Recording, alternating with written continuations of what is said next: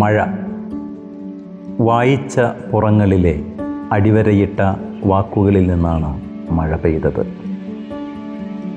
ഗ്രന്ഥത്തിൻ്റെ ആമുഖത്തിനും പുറം ചട്ടയ്ക്കും പിന്നിലേക്ക് കടലാസിൻ്റെ വൃക്ഷജന്മത്തിൽ നിന്നും വിത്തിൽ നിന്നും പിന്നിലേക്ക് കാലത്തിലേക്ക് ഇരുണ്ടുകൂടി കിടന്ന മേഘത്തിൽ നിന്നാണ് വാക്കുകളിലൂടെ മഴ പെയ്തത്.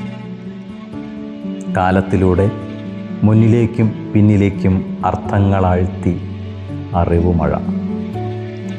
കാലങ്ങളിൽ പലതവണ എഴുതപ്പെട്ട വരി ഈ ഞാനെന്ന്, പലതവണ അടിവരയിട്ട വാക്ക് ഈ ഞാനെന്ന്, ഇനിയും ഇനിയും എഴുതപ്പെടും ഈ ഞാനെന്ന് പെയ്തു നിറച്ച് മഴ.